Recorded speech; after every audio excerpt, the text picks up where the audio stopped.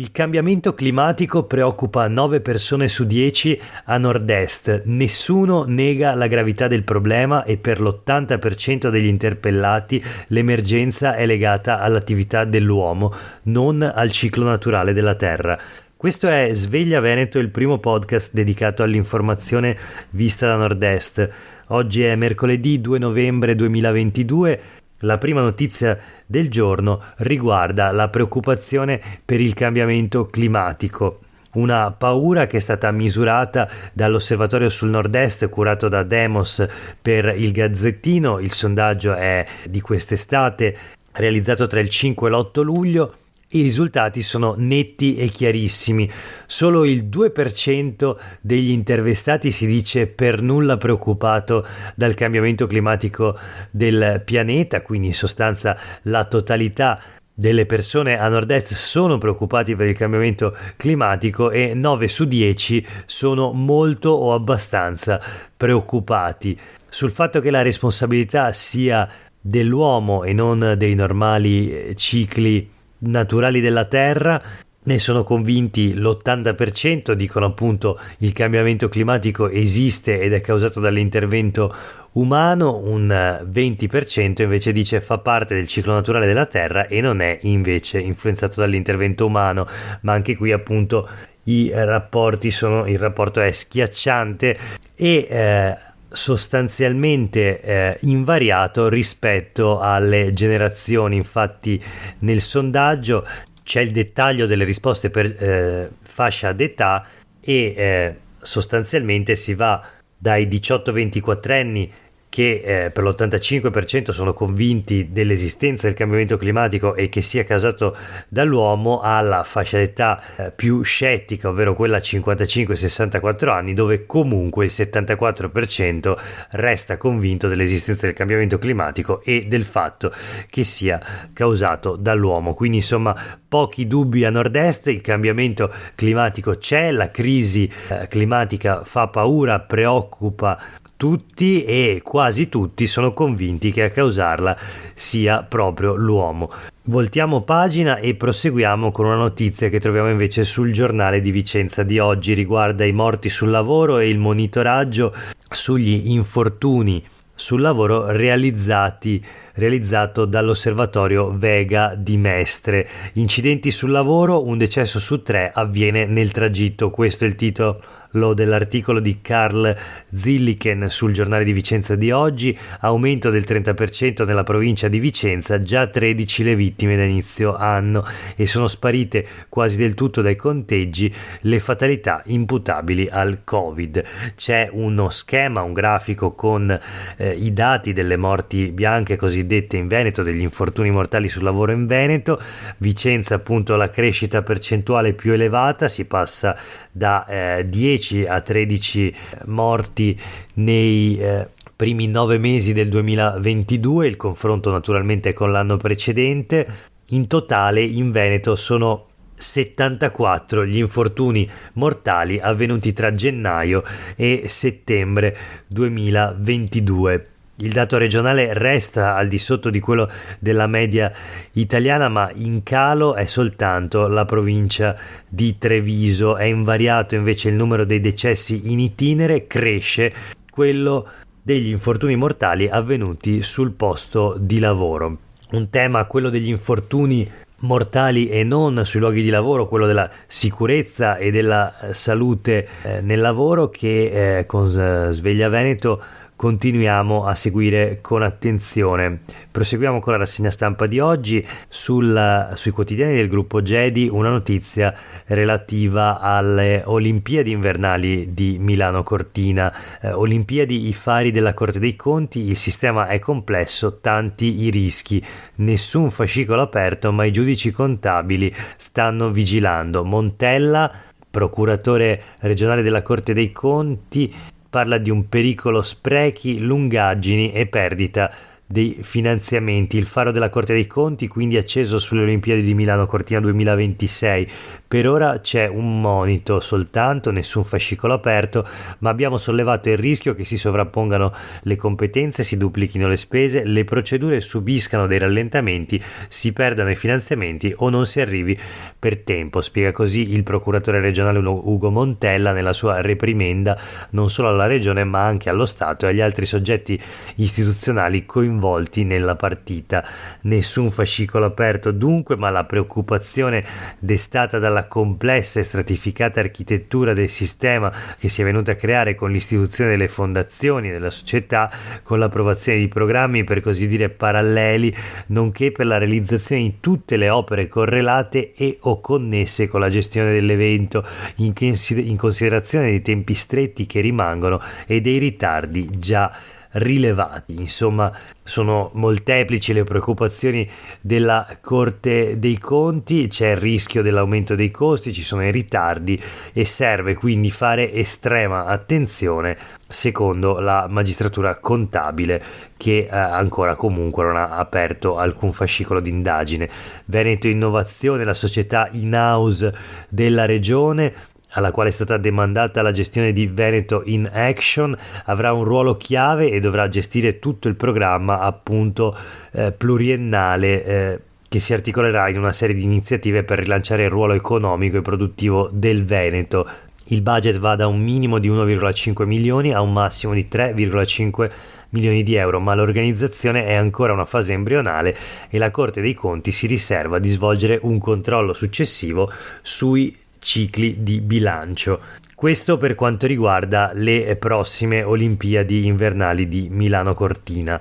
Torniamo sulle pagine del giornale di Vicenza per una notizia che invece riguarda Venezia, che è stata presa d'assalto in questo Ponte dei Morti, pienone come in estate nelle città d'arte e di mare. Nella città lagunare 85.000 persone sabato e oltre 90.000 domenica. L'assessore al bilancio di Venezia, Michele Zuin, torna a proporre la tassa d'ingresso nel capoluogo veneziano, dice va attivata la prenotazione, fra un mese porteremo la norma in consiglio. Il riferimento è al regolamento appunto per il ticket d'accesso a Venezia, già messo appunto, già confezionato dall'amministrazione Brugnaro, deve però passare in consiglio comunale e attualmente è oggetto di un grande dibattito e di numerose polemiche nella città di Venezia. I primi ad essere contrari sarebbero appunto i veneziani, un regolamento molto stringente che finirebbe per ritorcersi contro di loro. Prevede infatti una serie di controlli a campione con dubbi rispetto al diritto alla privacy e anche alla libertà di movimento, e soprattutto non prevede alcun tetto, in quanto prevede soltanto una prenotazione e se i posti disponibili per visitare Venezia, ormai trasformata in una Veniceland, in un parco di divertimenti, ebbene se i posti fossero esauriti basta pagare un sovrapprezzo. Questa la bozza di provvedimento, che è stata criticata anche in regione dai consiglieri regionali dell'opposizione per le questioni legate alla libertà di movimento e alla privacy, ma anche dalla maggioranza leghista, almeno dalla componente leghista in consiglio regionale, che ha chiesto che per i cittadini del Veneto sia sempre possibile accedere a Venezia, quindi senza la necessità di prenotarsi e senza dover pagare biglietti aggiuntivi nel caso del raggiungimento di una soglia che ancora non è stata quantificata comunque dall'amministrazione Brugnaro. Insomma, un grande caos con una polemica interna al centrodestra e parlando quindi di politica, leggiamo sulle pagine del Corriere del Veneto un'altra notizia che riguarda l'autonomia, invece altro tema di grande scontro all'interno del centrodestra, con la Lega almeno la Lega Veneta di Luca Zaia, che torna all'attacco sulla questione appunto dell'autonomia. Fratelli d'Italia ha altre priorità, ma forse anche la Lega di Salvini. In ogni caso leggiamo la notizia, il titolo: si riparte dalla legge quadro e rispuntano le 4 materie della preintesa. Il primo incontro oggi fra i 3 presidenti di regione e il ministro Calderoli. Zaia di Calderoli dice: non è un ministro che pettina le bambole. Allora, quali sono le 4 materie in questione? Ambiente, con la dicitura tutela dell'ambiente e dell'ecosistema. Il Veneto chiedeva di avere maggiore autonomia sul tema dei rifiuti, ma anche delle procedure per la bonifica dei siti inquinati. C'è poi la salute. La sanità è una materia già fortemente affidata alle regioni, ma è sulla parte amministrativa che il Veneto preme. Già 5 anni fa si parlava espressamente della possibilità di assumere più medici. Istruzione, la scuola, a partire dai sindacati, ha alzato le barricate sulla richiesta di autonomia in materia di istruzione. La regione chiedeva, fra le altre cose, di poter assumere direttamente i docenti. Politiche del lavoro. In materia di lavoro la regione chiedeva maggiore autonomia sia sul fronte delle politiche attive che su quello delle politiche passive del lavoro, inclusi gli ammortizzatori sociali. Insomma, il punto della situazione: a 5 anni e pochi giorni dal referendum sull'autonomia, il nuovo ministro per gli affari regionali Roberto Calderoli ha convocato per oggi a Roma i 3 presidenti di Veneto, Emilia Romagna e Lombardia per iniziare a parlare di legge quadro. L'obiettivo è quello di portarla in Consiglio dei Ministri entro Natale. Insomma, vedremo se il nuovo governo di centrodestra si vorrà occupare anche finalmente forse di questa vicenda. Nel frattempo continuano i litigi e gli scontri all'interno della Lega, del partito più vecchio d'Italia, oggi guidato ancora da Matteo Salvini.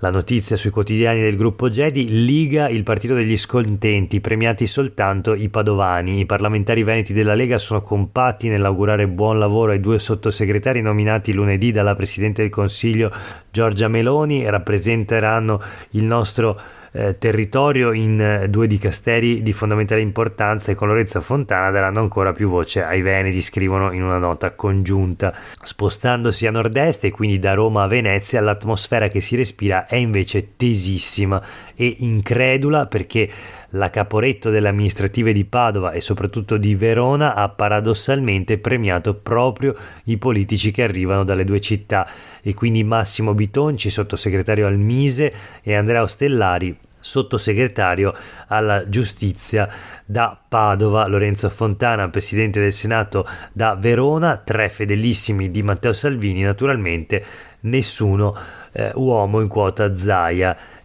Complimenti e buon lavoro ai neo sottosegretari Bitonci e Ostellari. Segnalo solo una cosa: esiste un mondo oltre Padova. Questo lo scrive sui social con una punta di ironia Riccardo Barbisan, in corsa per la segreteria provinciale della Marca Trevigiana, unico a esporsi in una fazione, quella della Lega Veneta, che è però una pentola che ribolle. Così scrive Laura Berlinghieri su i quotidiani del gruppo Gedi. Questo per quanto riguarda l'attualità e politica e appunto gli scontri interni alla Lega. Infine una notizia flash, la troviamo sul Gazzettino ma anche sui quotidiani del gruppo Gedi di oggi: non puoi saltare la fila, sei poco disabile ma è senza una gamba. Questo è il titolo del Gazzettino. Si parla della denuncia dell'influencer Nina Rima che dice di essere stata discriminata dagli addetti del parco giochi. C'è la replica di Gardaland anche, che dice: non è vero, le abbiamo dato il pass con priorità. Il titolo sui quotidiani del gruppo Gedi è simile: modella con disabilità, io discriminata a Gardaland, costretta in coda. La denuncia dell'influencer che ha una gamba amputata. La ministra Locatelli parla di debolezze culturali sull'inclusione, ma c'è appunto la replica del parco divertimenti che dice ha avuto il pass prioritario con il suo gruppo. Per oggi è davvero tutto, grazie per aver ascoltato questa puntata di Sveglia Veneto. Io sono Jack Calcetto, a tutte e tutti voi una buona giornata.